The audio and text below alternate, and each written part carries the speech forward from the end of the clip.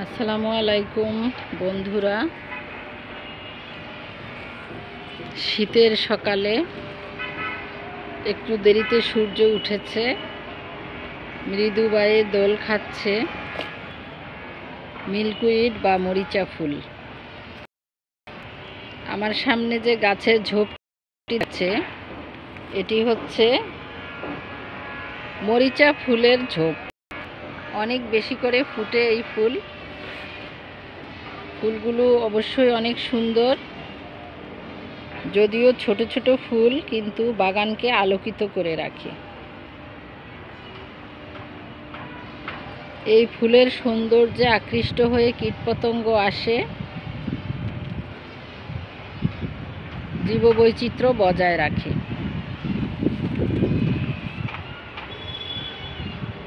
এরকম মিষ্টি রোদে ছাদ বাগানে গাছের পরিচর্যা করা যেমনি আনন্দদায়ক তেমনি শান্তিদায়ক।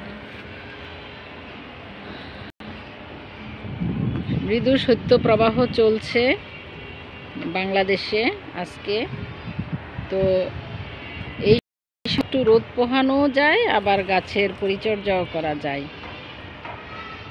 এই গাছটি বাংলাদেশে বলে মরিচা ফুল এবং বিদেশে পিন্টারেস্টে এর নাম দেখেছি মিল্কউইড। এই গাছটির পাতা ছিঁড়লে কষ বের হয়, এটার থেকে হয়তো সাদা কষ থেকে মিল্কউইড নামটি এসেছে। তো এখানে দেখেন একটি কি সুন্দর মৌমাছি এসেছে।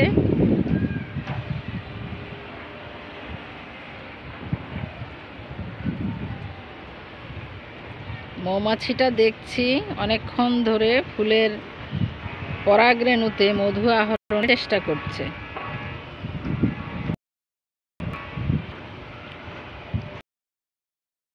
কেন সেই গাছটা যদি পোকামাকড় আকৃষ্ট করে, কীটপতঙ্গ আকৃষ্ট করে এবং এগুলোর মাধ্যমে পরাগ রেণুর থেকে পরাগ সংগ্রহ করে, মধু সংগ্রহ করে এবং অন্যান্য গাছের সাথে পরাগায়ন ঘটায়, এটাও একটা গুরুত্বপূর্ণ বিষয়। পরাগায়ন না হলে ফল হয় না, আর কীটপতঙ্গ না থাকলে ধ্বংস হয়, পরিবেশ হয়। এটা আমরা সবাই জানি। এজন্য কিছু কিছু করে ছাদে গাছ লাগানো, ফুলের গাছ, ফলের গাছ, ভেষজ গাছ, শাকসবজি সব কিছুই প্রয়োজন। এটা যাদের সুযোগ আছে অল্প করে করতে পারেন, কিন্তু যাদের সুযোগ আছে হেলায় সুযোগকে নষ্ট করবেন না, এটা আমি আশা করি। এই গাছটির সাথে এখন একটু পরিচয় করিয়ে দেই। এই গাছটি হচ্ছে বাংলাদেশের বিভিন্ন পাহাড়ি অঞ্চলে, বনাঞ্চলে, ঝোপঝাড়ে হতে পারে, নগর ভবনে, নগরায়নে, নগর কৃষিতে বা শহর নগরে এটা পাওয়া যায় না, যার কারণে আমরা এটা নার্সারি থেকে সংগ্রহ করেছি। এটা নার্সারি থেকে আমরা শহরে, ঢাকা শহরে এই গাছটিকে একবার লাগানোর পরে দেখা যায় যে ক্রমাগত গাছ হতে থাকে। এই যে দেখেন গোড়া থেকে, এটা গোড়া থেকে ক্রমেই বংশ বিস্তার করে। এটার ত্রিমুখী বংশ বিস্তার। একটা হচ্ছে গোড়া থেকে ডাল গজিয়ে গজিয়ে বংশ বিস্তার করে, আর একটা হচ্ছে এটা ডাল কেটে লাগিয়ে দিলে ডাল কাটিং থেকে চারা হয়, আর একটা বীজ থেকে চারা হয়। এটা সিড পট দেখা। সৌভাগ্যবশত একটা সিড পট হয়েছে, মাঝে মধ্যে সিড পট হয়, আগে জানতাম না।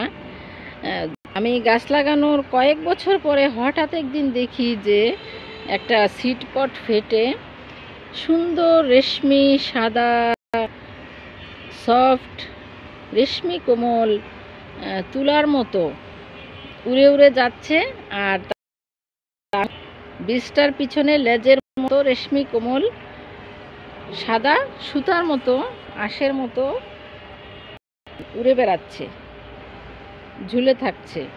তো এটার এই যে সিড পট, এটা যখন শুকিয়ে যাবে তখন এটা নিজে নিজেই ফেটে যাবে এবং রেশমি সুতার মতো যে আঁশের মতো আবরণের মাঝে লুকানো থাকে ছোট ছোট বার্নিশ কালারের বীজ, সেগুলো উড়ে উড়ে বিভিন্ন জায়গায় চলে যায় এবং এই উড়ে চলে যাওয়ার পরেই দেখেন এই চারাটা হয়েছে।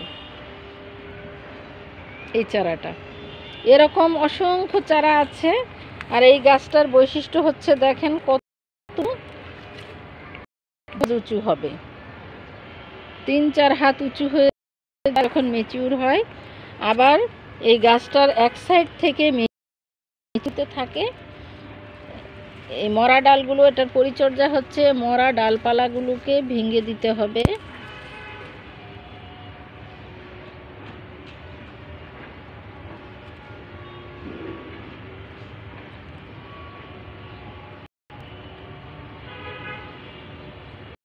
একটা মরা ডাল ভাঙলাম,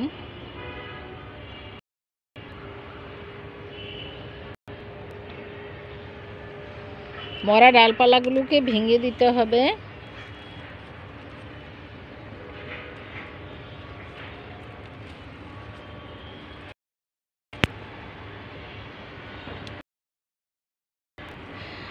কোনো আগাছা থাকলে সেগুলো পরিষ্কার করে দিতে হবে এবং গাছটাকে রোদে রাখতে হবে। এই গাছ রোদ ছাড়া হবে না, রোদ হলে সুন্দর থোকায় থোকায় ফুল ফুটবে। এই যে দেখছেন থোকা ফুল থোকায় থোকায় ফুটবে।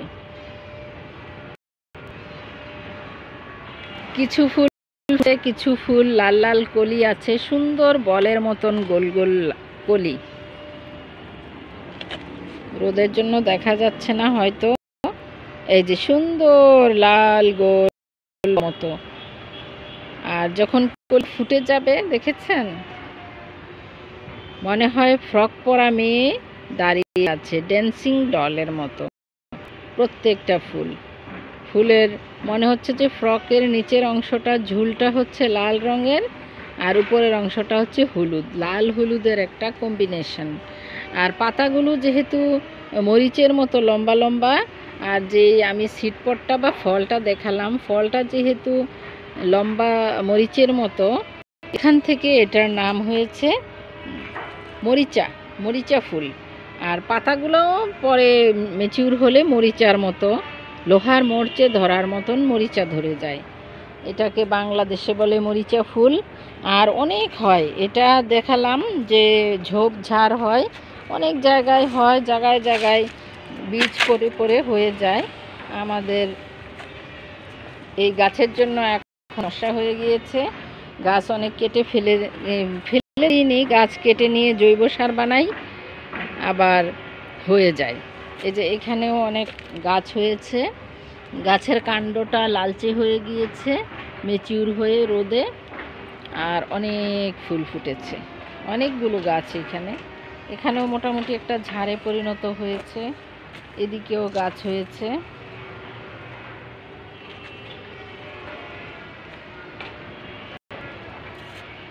এখানেও গাছ আছে, অনেক জায়গায় এর বীজ উড়ে পড়ে গাছ হয়। কলিটাও দেখা সুন্দর, কলিগুলো একবারে টুকটুকে লাল। আবার এইখানেও চারা হয়ে গেছে। এই যে একটা গাছের আমি দেখাচ্ছি, এইখানে একটা চারা হয়েছে। এই যে একটু খোলা জায়গায় নিয়ে যাই, অনেক গাছ আমার ছাদে। এই যে এটা আসলে লঙ্কা জবার জন্য লাগানো পাত্র। এই পটের মধ্যে কিছু পানিকা হয়ে গিয়েছে। আর এটা হচ্ছে carpet vine, curtain creeper vine. আর এখানে হয়ে গিয়েছে মিল্কউইড। এটার গোড়ার থেকে আবার এই যে চারা বের হচ্ছে, গোড়া থেকে আবার চারা হয়ে যাচ্ছে। এইভাবে গাছ বেড়ে যায় আস্তে আস্তে। এখানেও চারা হয়েছে। তো এই গাছটা একবার লাগাবেন, তাহলে ক্রমাগত চারা হতে থাকবে। আর একবার যদি টিকে যায় তাহলে আর কোনো চিন্তা নেই। একটু স্বাভাবিক পরিচর্যা লাগবে, স্বাভাবিক পরিমাণে পানি। তবে এটা অনেক সহনশীল উদ্ভিদ, পানি বেশি বা কমেও সমস্যা নাই, কিন্তু স্বাভাবিক পরিমাণ পানি, পরিচর্যা খুব একটা যত্ন লাগে না, তবে এটা অনবরত হতে থাকে এবং দেখেছেন যে অনেক লম্বা হয়ে যায়। তো বন্ধুরা, আপনারা এই মরিচা ফুল বা মিল্কউইড ফুলটি লাগাতে পারেন। এটা একটা সৌন্দর্য বর্ধনকারী উদ্ভিদ।